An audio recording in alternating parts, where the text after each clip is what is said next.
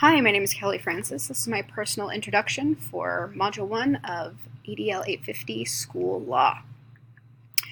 A little bit about myself. I am a single mom to a beautiful 10-year-old who will be a 5th grader next year. I am also the 5th grade teacher in my district. Here we are a small 1A school, and so I am the only 5th grade teacher. So teaching my son is going to be an experience. For anyone out there who has taught their child, please send me words of encouragement. I also teach a section of 6th grade social studies, which I love being able to teach 2 different classes. It gives me a little bit of variety in my life. Plus, I really love teaching social studies. If I could teach just maybe middle school social studies, I would love it. It'd be perfect. I am also the volleyball coach here at the middle school. I do a summer league, which we are undefeated. I'm really excited. Bracket play is next week. We have really good chances this year. I am also going to be the assistant basketball coach this year as well. I've never coached basketball.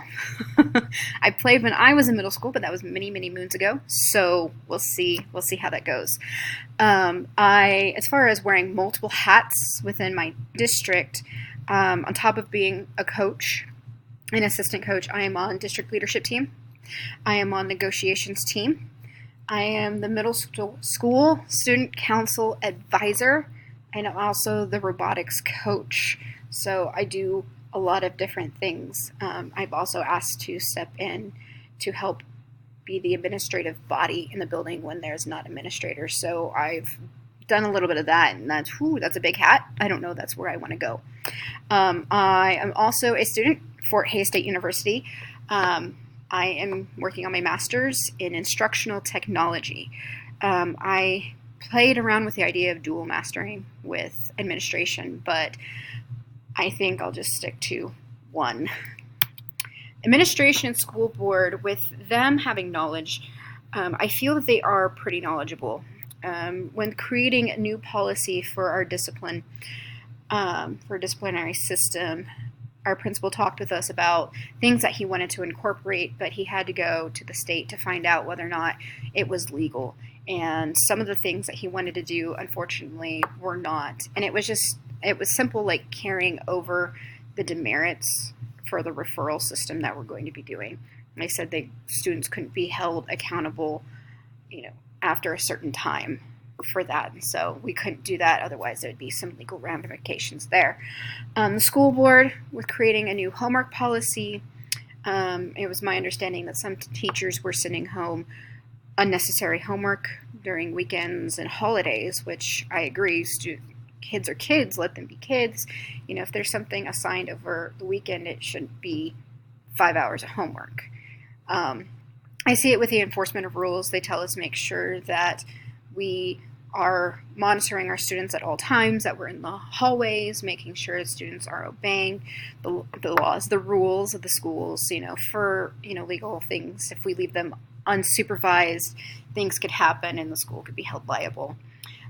Enforcement IEPs, there is a situation where a couple of years ago we had a SPED teacher who was not reinforcing the IEPs, and I talked with my principal about certain subjects with that. And we tried to get things going, but luckily that person is no longer with us. School environment, we do lots of things within the school to make sure that we are happy, the students are learning. There's, the building codes, making sure that those are, emergency practice, those sorts of things. And so I see that happening a lot within our administration and school board. My personal knowledge, I will admit, is not very deep within the federal and state laws. When I don't know, I do ask questions. I am very familiar with school policy. In fact, I quote school policy to my students when they ask me, well, how come we can't do this? And I said, well, school policy says this. And I actually had a very good conversation with one of my students last year who took it upon himself after he had gotten in trouble. He got in trouble for throwing snowballs at another student. And he took upon himself to actually read the handbook and came back to me and says, you know, Miss Francis, a lot of what you tell us and what we get in trouble for is actually in the school, you know, in the handbook. And I was like, yeah, that's why I get on to you guys when rules aren't being followed. So, you know, it was great to see a student actually step up and read the handbook for once. To self-improve, I can definitely be more involved with educational law topics because, you know, I am on DLT. You know, that's the district leadership team. That's how we improve our schools, how we improve our district, you know, find ways.